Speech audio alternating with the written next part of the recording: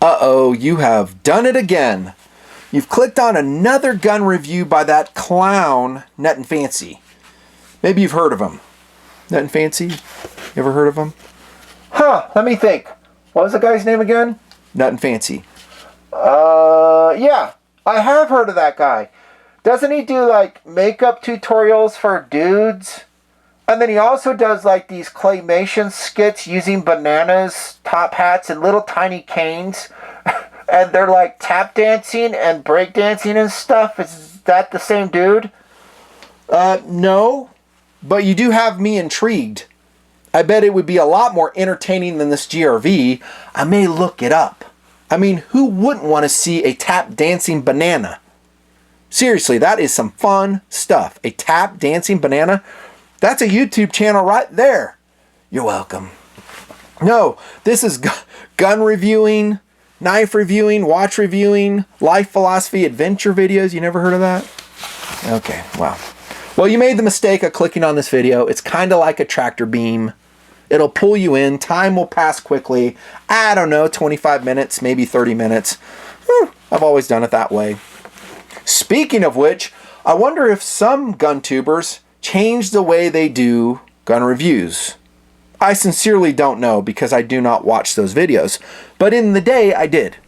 And when gun reviews were monetized, there was kind of this clickbaity thing going on. Very clickbaity. So if you can make a gun fail by whatever means, dipping it in peanut butter and then rolling it in cat litter or some other stupid shit like that, well, you would get clicks. Look at such and such gun fail with a peanut butter cat litter test. Guys are going to click on it. They're curious and you get more ad revenue. Well, you used to. Those days are done. I am fully demonetized on the main channel. That's right. Why? Because I do naughty gun reviews. And YouTube doesn't like it. They hate it. That's right. I'm only funded by my TMP Patreon guys and gals. Thank you so much. By my donors. Not by the companies. Not by Kimber. Not by Ruger. Not by Smith & Wesson. Nope, not by Walther. No, by my donors. Fully independent. But I wonder if that nonsense is still going on there. I don't know. No, I'm not that interested, really. Some guys are probably furiously typing, yeah, it's still going on. I mean, such and such did this one test. It's really ridiculous. I mean, does it really matter how many views you get anymore? Nope, it doesn't. Not at all. The funny thing is I do my gun testing the same way now as I did way back when. It is the same process. I never made it for clicks. I never did that. I would just, and still do, test a gun organically in my environment, usually the desert. And if it fails there, I'll tell you about it. If it does good there, I'll tell you about it. But I don't come up with these wacky media tests, cat litter to water to apple juice to oil, submerging it underground for 10 days, saltwater tests. I'll leave that to other people. They can do that. Oh, and by the way, I could probably come up with a test that would make most, if not all, guns fail. I could. Trust me. That's not the purpose, though. Let's show it in realistic use. I think that's what most reasonable guys are after. Okay, so it's infotainment, but it is grounded in reality. And basically, you're clicking on this video to see if this gun, the Kimber Tactical Custom 2 1911 in 45 ACP, survived the curse of the TMP desert, aren't you? That's the real question. You take this gun out, you shoot it operationally. That's what I've always said. Does it do well? Is it a gun that I would add to my inventory? That's what my gun reviews are all about. Pretty much. Pretty much. I'll tell you if this gun survived and actually overcame the curse of the desert as we get to the portion of the review on how it shot. First, very briefly, philosophy of use, features, and then we'll get to how it shot, and then would I buy it? That's kind of how I've been doing gun reviews for a very long time. Let's get to it. Now, out there still is a video called nutnfancy Philosophy of Use on 1911s. I have to mention this because there are new folks that will click on a nutnfancy video for the first time, and this may be it. So they don't know about it. Well, go search that video out. I talk about philosophy of use, or application of a 1911 versus other handgun systems. I always talk systems. In serious use without rule of law, law enforcement, military, home defense. I also touch on recreational, collectability, that stuff. Now, for me, as I've always said, but I do repeat it in my 1911 reviews briefly, I don't consider a gun like this to be a primary go-to-war gun for me. That's just my mileage. That's just my mileage. I'm not a rah-rah, I can do everything I ever need to do with a handgun with a 1911. That's not me. I do like them. Sometimes I love them. But for me, they are a range piece. Running drills and shooting them recreationally and also collecting. I think they're very cool to collect. I just like 1911s for that. But maybe you're different. You are going to EDC a 1911 every day. I don't see a lot of folks doing that. I've said that before. But if you do, more power to you. Thumbs up from me to you. That's philosophy of use. There you go. On we go to features. I did go to Kimber's website. I looked for this one yesterday. Excuse me. Didn't see it. I think it has been discontinued, this variation. No surprise. Companies do that all the time. And maybe I missed it. But this gun is going to be like a lot of Kimber 1911s. So by looking at it, I think we're going to get a lot of data and insight to the entire lineup, which at this point in time includes the Raptor 2, the Stainless Steel 2, I think that's what it's called, the CDP, that one's been out for a while, the Warrior, the Covert, and I have reviewed other Kimber 1911s before, I believe. The Eclipse, the Aegis, the Warrior, the TLE2, I might have missed some, but I didn't see this one. But whatever, I went to our friends at Handgun Haven, hello Adam, and they were kind enough to loan me this gun for testing and review. Go see Handgun Haven in Salt Lake City, Utah. They're just south of the international airport there. You can look them up on Google. If I think about it, I'll put a link to them. Oh, and by the way, they didn't pay me a dime, and I didn't pay them a dime. Totally pure process. Again, I'm only supported by my donors at this point, especially for gun reviews. Yeah, so I just went in there. I was like, hey, Kimber, 1911, maybe we circle back to the 1911. This is just one that I secured for loan to shoot. That being said, I love how it looks. That's another thing that personally attracted me to this particular gun. I think it looks insanely cool. There I go again with the second cool attraction that I personally have towards 1911s. Collectability, handling them, they're really fun. And that's a completely valid reason to own a gun. For instance, notice that the frame on this one is coated gray. And they call it, they have their own name for it. It's called Charcoal Gray in Kim Pro 2. Maybe Cerakote would be my guess. So gray frame, black slide, double diamond grips in G10, olive tannish color, really good looking piece. Really good looking gun. So that attracted me. This is a kind of 1911 that I personally would like to buy in terms of looks. So yes, how guns look are important. I've always said that, right? They got to be attractive to you, the buyer. Now, this is not a steel frame 1911, which also intrigued me. It's an aluminum framed one, and so that means it's a little bit lighter. About 5 ounces, maybe 6 ounces lighter, comparing it against some other steel frame alternatives. This one, the Kimber Tactical Custom 2, weighed, and this one does weigh 34 ounces. Is that light enough for me to put it in a without rule of law philosophy of use? No, not even close. That's just me. Another reason for that, and I hate doing this, but I'm going to do it anyhow. I bounce back to philosophy of use. So another reason is the ammo's heavy. So this is an 8+1 configuration, single stack 1911.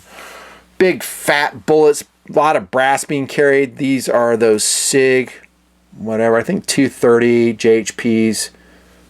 It's just a lot of weight, so no way. I want my combat handguns to be like a Glock, right in the mid-20s, 25 ounces, 26. I sometimes will go to 29. That's unloaded with the magazine in it. Your mileage may vary. Now, like I said, I think by reviewing this, having shot this piece enough, the data I'm going to provide will give you insight to the entire Kimber lineup. Going back in TMP, super briefly, I know that there's some love for Kimber and there's also some hate for Kimber. I'm not really going to go there. I'm just going to kind of concentrate on the piece, the gun, and I'll leave the politics to the interweb. I don't care. I've had my own issues with Kimber, but I'm an adult, and how I proctor this whole TMP thing, I just move on. I just do, and I hope you do too. Otherwise, we won't have anything to review. Because everybody will end up pissing us off or offending us in one way or another. Here we go with features. I talked about the aluminum frame. It's gray coated. This one does not have a Picatinny rail on it. The TLE does. So if you want one, and there's some other Kimber models I think that will have a Picatinny rail, go for it. Stainless steel bushing up front. I actually like 1911s with bushings.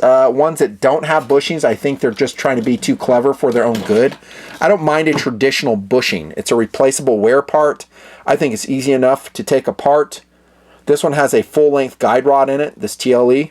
I'm sorry, Tactical Custom 2 on this one. I like the serrations on the Tactical Custom 2. They're pretty standard. You got some in the forward part, some in the back part. Now, if I do have a longer handgun, like a 5-inch 1911, I don't do it frequently, but I have been known to press check it then. So that's when it would make sense, is when you have a longer piece. That's my point. If I have a subcompact 9 and then I have forward serrations, I usually don't go right up there. It doesn't make a lot of sense. I'll just come back here, use my back serrations. Your mileage may vary. Nice sights on this one. I actually like the sights a lot. 3-dot variety. I like how they're serrated in the back. They remind me of the Heine sights. I'm looking to who actually makes these sights for them. They look kind of Novak-ish to me. And these, I believe, are not tritium. I'm making sure because I'm reviewing several guns tonight. No, they're just white sights. And I wouldn't replace them. Windage adjustable in the back. Pretty standard with a little mini Allen head screw there if you wanted. Looking on this side of the pistol. Overall, I would say the fit and finish, just presentation of the Kimber 1911 here, is decent. It looks good. But again, I'm not Mr. 1911. You know, I don't dig into the finer details of the 1911s because I honestly don't care. Flared ejection port, internal extractor, ambidextrous safety. I don't really like that too much as a right-handed shooter, but as a lefty, you will really like it.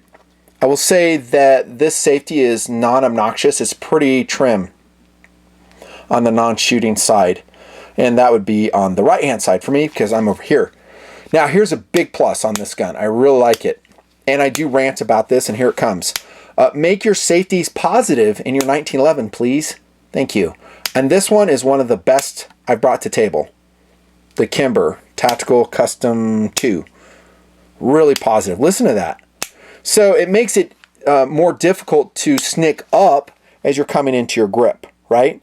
If it has a very light plunger spring in it, it's real easy to do that. And lo and behold, you go to pull your trigger and it's a problem, right? You're doing this. And oh, by the way, I've done that. Plenty. Most of us have shooting 1911, especially if you have a very high grip, which will be aided by the undercut frame right here on the Tactical Custom 2. And I'm sure some other variations in the Kimber 1911 lineup will have it as well. I really like that, by the way. I really like it. An undercut frame is exciting to me. My Smith & Wesson 180303 has it kind of, but this is deeper right here. At least it looks that way to me. I like it. I love the checkering on the front strap, 30 lines per inch. It's very clean. Sorry, Adam, I think I marred it up there for you. Sorry, Desert exacts its toll. And then we have like some more checkering under here. The trigger guard. That's kind of cool. I wish it continued all the way on the front because, yes, I do rest my finger there. No apologies. I will continue to do so. Flat mainspring housing here. Also checkered. That is metallic steel, I believe. Standard beaver tail grip safety with a bump pad on it. Ring hammer. All these are pretty standard features. The trigger on this is awesome, actually. Should I use the word awesome? Let's say excellent. I don't know, awesome. It's 5 pounds per spec, but man, I really like the trigger on the Tactical Custom 2. Really a nice trigger. Dude, it's a great trigger. I mean, I was saying that when I was shooting. I was just like, really good trigger. I wouldn't change it. And I can and have been known to be a trigger snob. Looking at this right here, we do have a flared magazine well extension on it. Pretty common with a lot of 1911s. I'm not a super fan of these, but also I'm not shooting them in real competitions. I'm shooting them in drills, sledgehammer, eat lead drill, or some other drill I come up with. Does it aid in reloading? I guess. I just don't know if I'm that good to really need it. You know, because I think guys that are really good 1911 shooters, any microsecond gain in the course of fire is a win, and that's when they run them.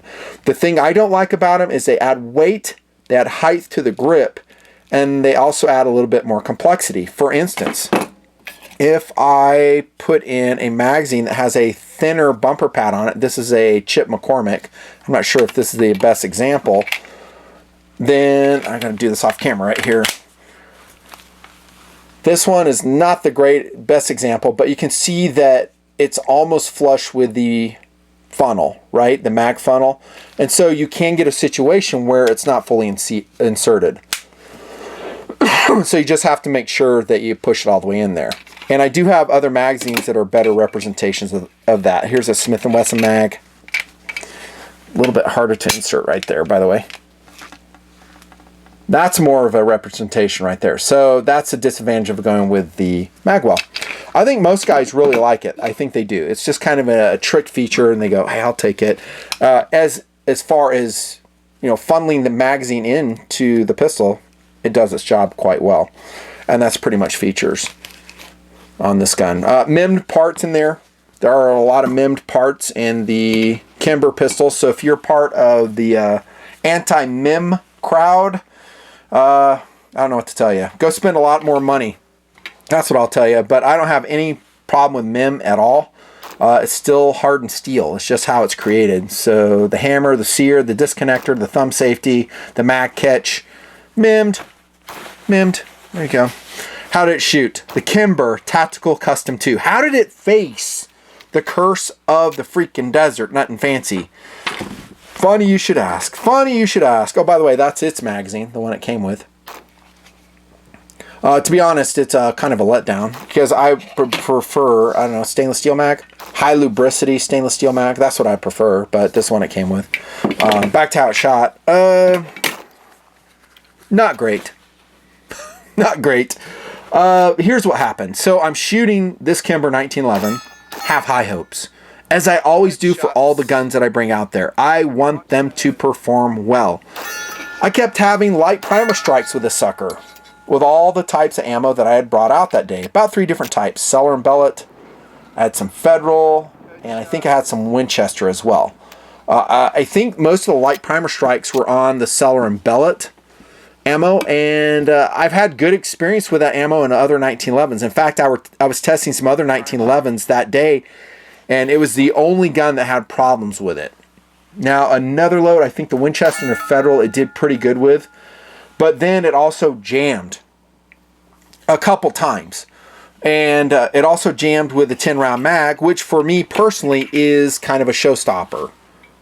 But that's just me. I mean, I like the 1911s to run with a 10-round mag. I know some purists in 1911s go, it wasn't designed for a 10-round mag.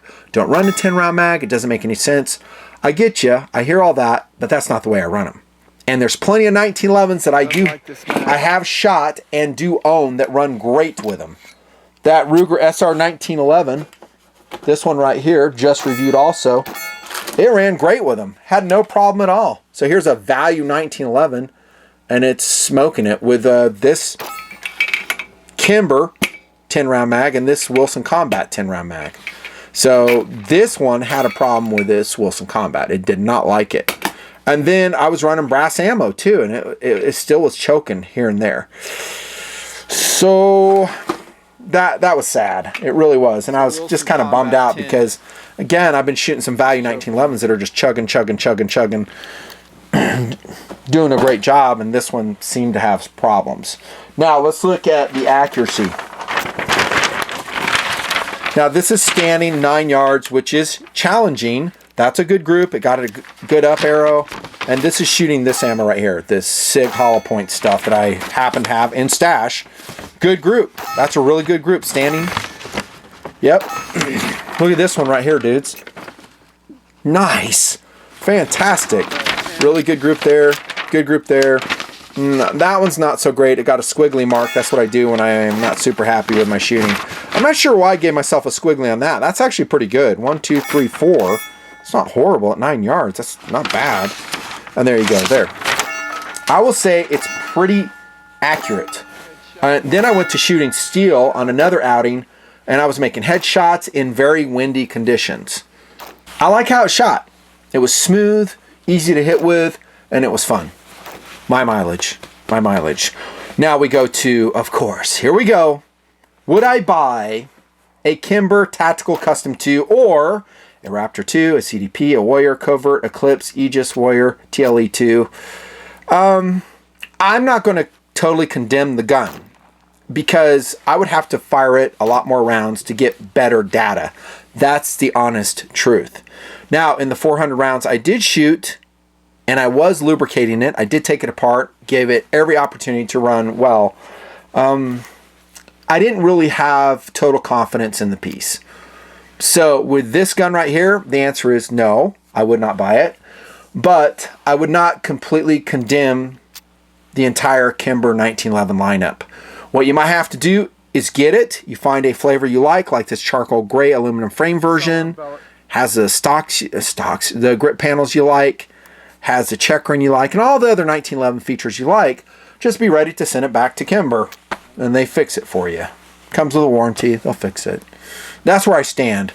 I'm a little bit disappointed because I was hoping this thing would just tear it up. The light primer strikes were very worrying to me. Is weird, and I think that's a quality ammunition. Some may disagree, but I've ran it in a lot of other guns. Whatever, it's not great. It's not like an uber expensive 1911. I think this at the time was selling for around $1,000. So that's in the ballpark with a lot of good competition. That's just my mileage. What I would do is maybe look at the Ruger SR 1911 series. I really like that. It's value, made in America. Really good warranty, really good service if it has any problems at all. Is it as trick as this one? No. I mean, the front strap isn't checkered. It doesn't have the undercut. It doesn't have the cool finish on it. I think as far as appearance and second cool stuff, this Kimber blows it away. Okay, maybe not blows it away, but it's better. Is that fair to say? It's better. I would look at that one. The Smith & Wessons are awesome, although their prices have come way up. Way up. This is my own. 180303 is a model number. The E series are awesome. They shoot well. They're high quality. I really like this gun. It makes me happy. Second cool. There you go again. Second cool. But I think they're good guns. Maybe I just got a bad lemon, and maybe just the curse of the desert decided to make its presence known yet again.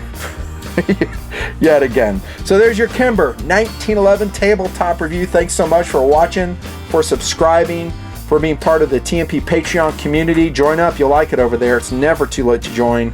A lot of great guys and gals over there talking all the time. Nut and Fancy Project soldiering on still, even through the pandemic.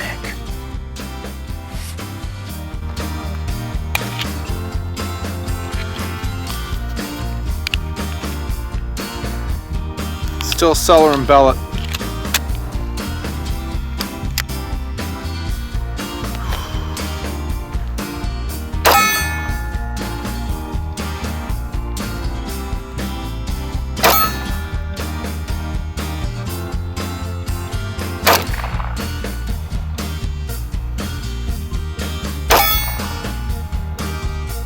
Headshot. Another headshot. Headshot.